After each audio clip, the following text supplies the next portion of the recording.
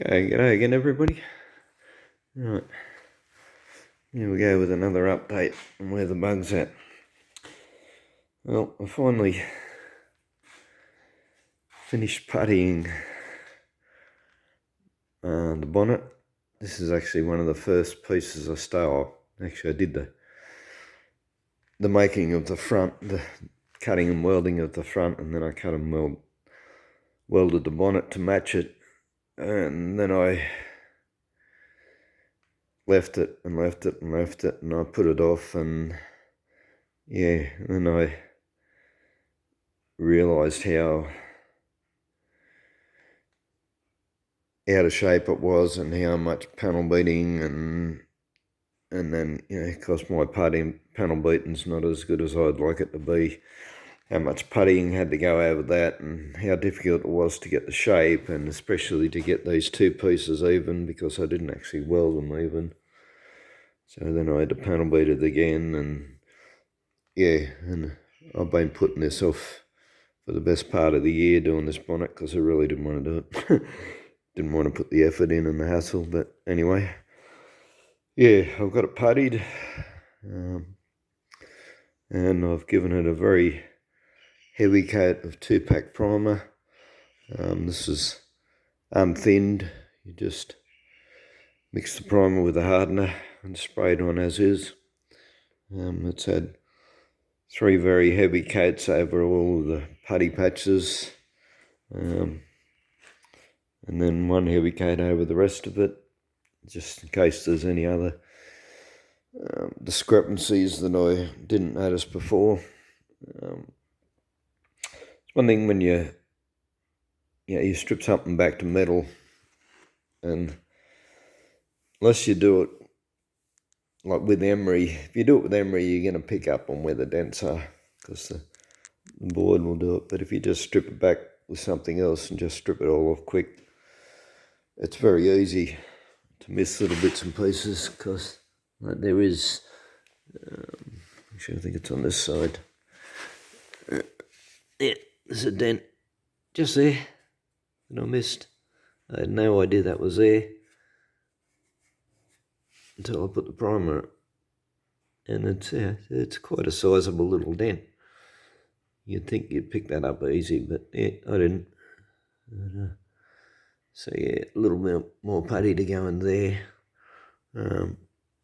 Also done the same with the guards. There's more putty got to go on the undersides of them. What you can see here is these heavy runs. This again was several heavy coats of 2-pack, which is a fill coat. You can do that with 2-pack. Don't attempt to do it with acrylic primer. If you use an acrylic primer, you basically need it perfect before you primer it. But yeah, you can fill with 2-pack. Yeah, these are pinholes that were in the putty, and you spray it on it and it doesn't go into the holes. And I didn't actually have a brush. Normally what I would do is have a little brush, like a little artist brush, and I'll just brush it in and fill the holes up. But because I didn't actually have a brush at the time, the only way to fill these holes is to pressure it in with a spray gun with leafers with these huge runs, which are not really an issue except that the effort it takes to rub them back out again. But yeah, at least it has filled these pinholes. So yeah, I basically got all 4 of my guards down now. They'll get a rub back with some wet 240. As you can see, I started doing the undersides. I rust treated that and scrubbed it a bit, and they'll get enamel on the other side, underside. They'll also get a coating of bitumen, which is soft, which will stop the stones chipping it off. So yeah, I'll rub these with a wet 240 after I guide coat them, and that should get rid of any small discrepancies. Like when you're doing putty, especially if you've got metal and putty, it's really difficult to get it perfect, because it's so easy to rub too much of the putty off, and then you got the metal bit as a high spot. And you also can't see it because it's, until you get it one colour, it's sort of difficult to, and guide coat, it's difficult to see where highs and lows and whatever else. So as I said, I'll rub this, all these down, I'll guide coat them, and then I'll rub them with a wet 240, and then I'll spray a coat, couple of fairly thin coats or thin down primer to a normal consistency, and then I'll get the wet 400 over it as a final rub down. These will be done with a block, a big block, big as you can. I've got this soft rubber which I'll use on the curvy areas, and on the flatter, larger areas I'll be using this one again. This is a plasterboard sander, quite good, holds a half sheet of paper. On the final rub though, what I prefer to use, and I don't know if I've actually got a bit handy to show you.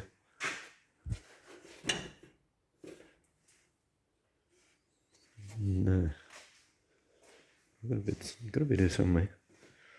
What I used to use like a soft bit of foam, or a piece of rag folded.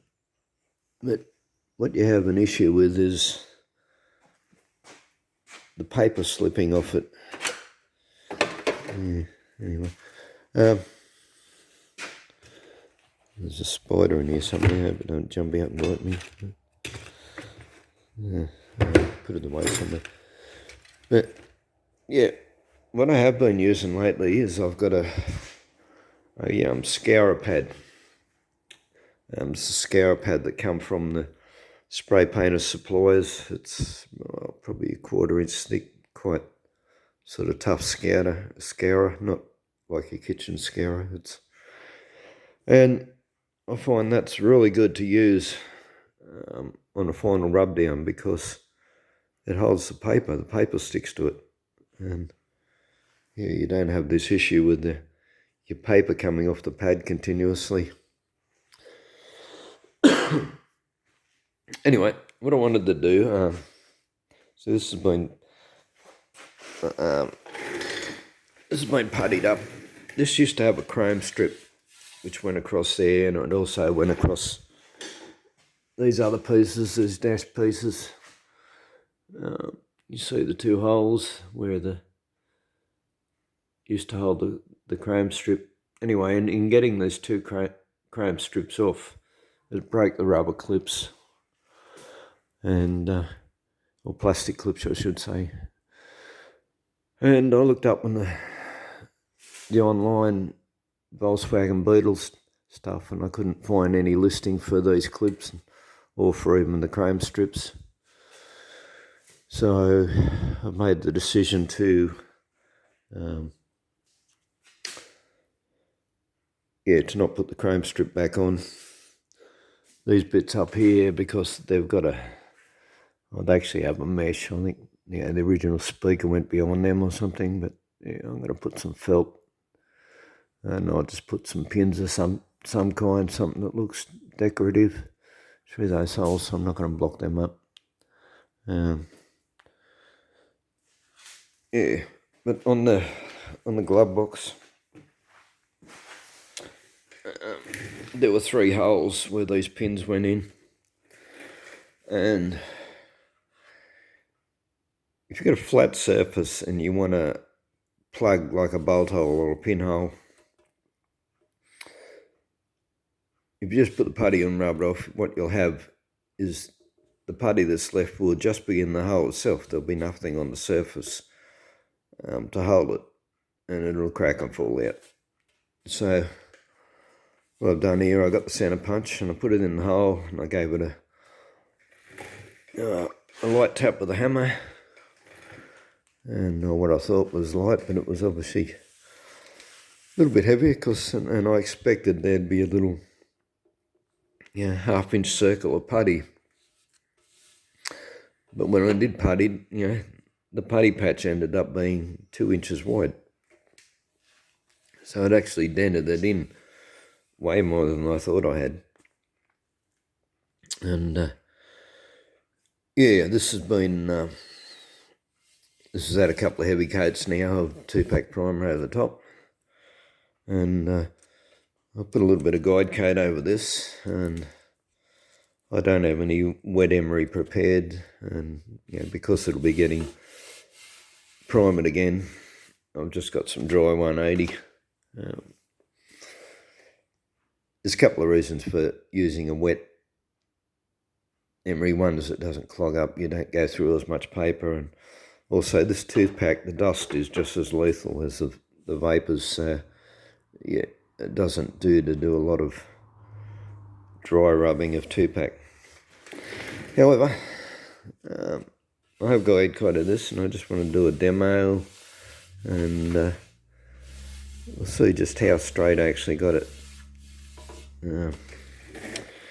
Okay, I also got this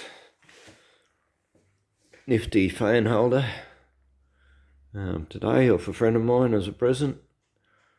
So I'm going to test that out. We'll put it in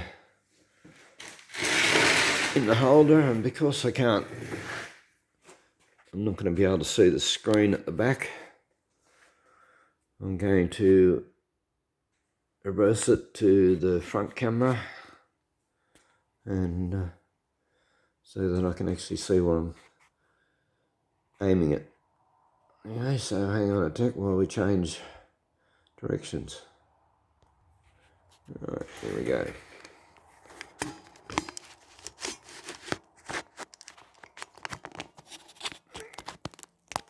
Okay, we got that in there. So where are we looking? Yeah, and it's not actually holding. It's great, it's going to fall off the table. I'll push it back a bit. Get a bit of balance on it.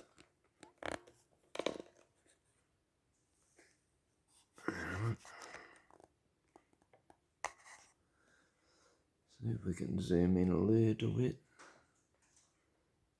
Will it zoom in? No, it's not going to. Right. I'll bring the jump closer.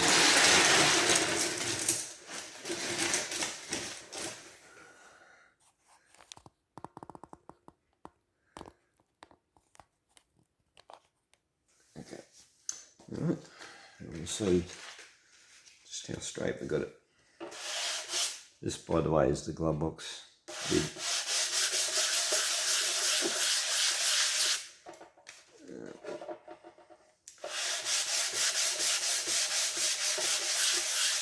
And it would actually be better to have used that big block, but I don't have a full sheet of 180 to put on the big block.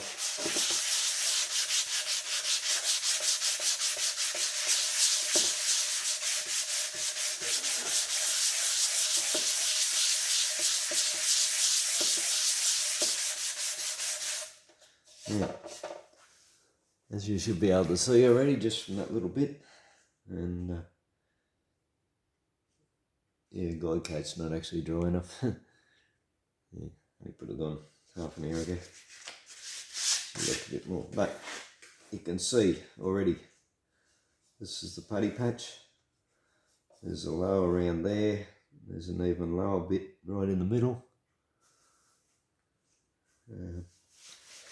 So without guide coating it and giving it the rub, see, there's also, because the initial rub on the putty was done with 80 grade paper, and they're got to be filled anyway. But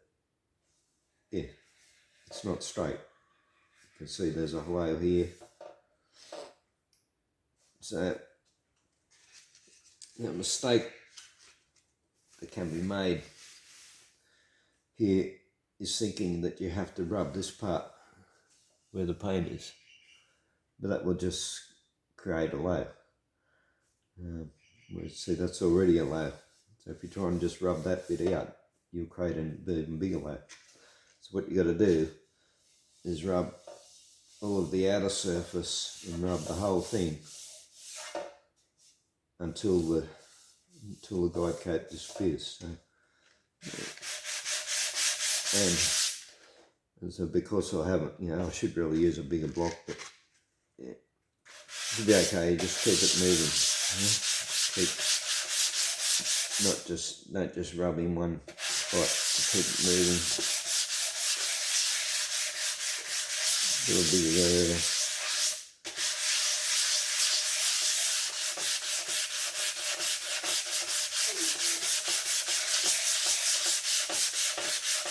And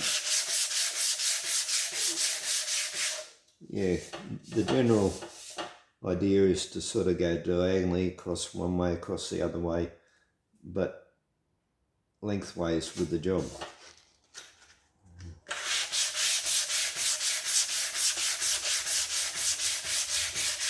You can see how much is being taken off already, and that spot is still visible, so that was a fairly considerable low spot.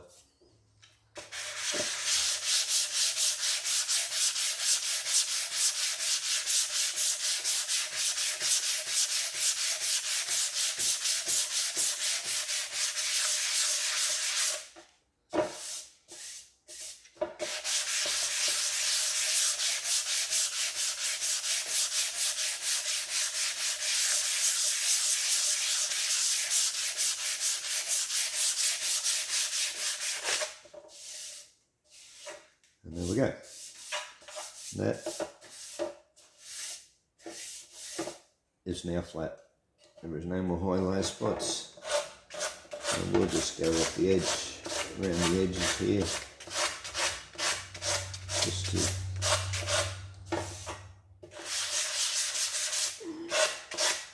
just to get rid of the guide coat, so that reduces the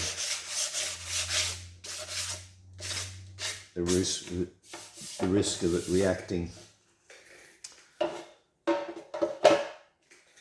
to the next coat of primer.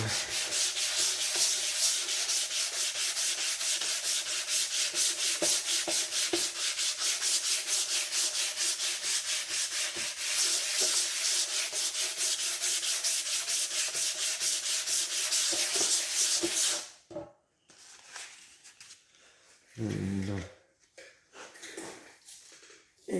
get these little blobs. You can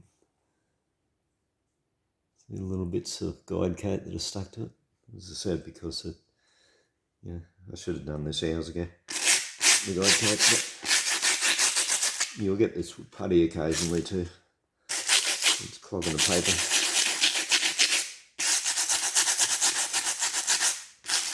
But, yeah. A little bit of rub, sometimes a hit with the air hose will take it off too, and yeah, you get the excess on there. Keep wiping it off so it doesn't clog the paper as much. You can see here's where the other putty patch is, and the third one.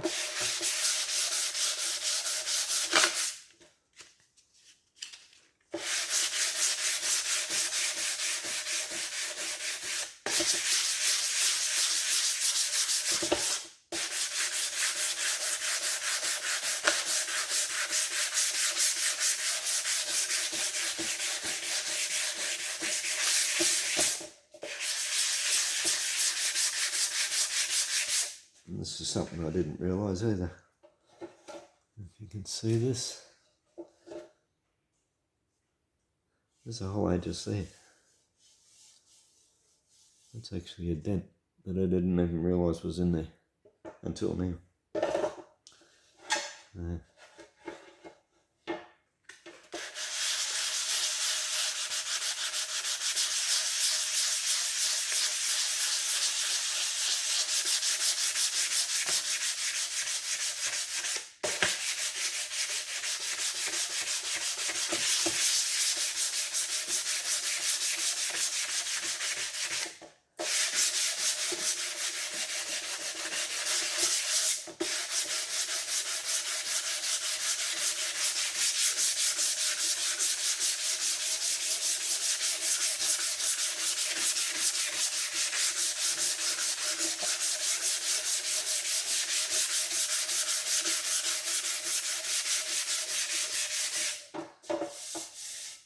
And I really shouldn't be doing this dry.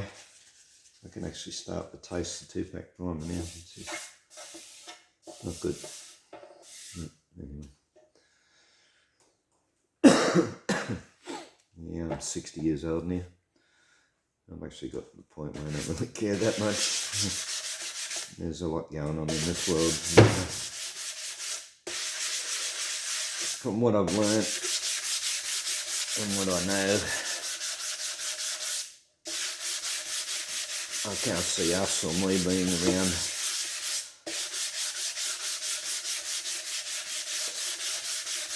long enough to have any issues, any long-term issues from this sort of paint, like health issues. It's the same reason why I haven't bothered to give up smoking. Basically, I enjoy my smoking anyway. I don't enjoy paying for it, which is you won't know this issue overseas, but in Australia they've had this major crackdown on it, and it's become extremely expensive. I'm paying with papers and filters, I'm paying $65 for a half packet of tobacco. It's absolutely ridiculous, and it's like 90% tax, 90+% tax. Anyway, as I said, yeah, I can't even see this world going any more than a decade at the moment. But that's another subject that I don't really want to talk about on here, because I don't want the channel taken down. There's enough truth channels out there to find the truth without me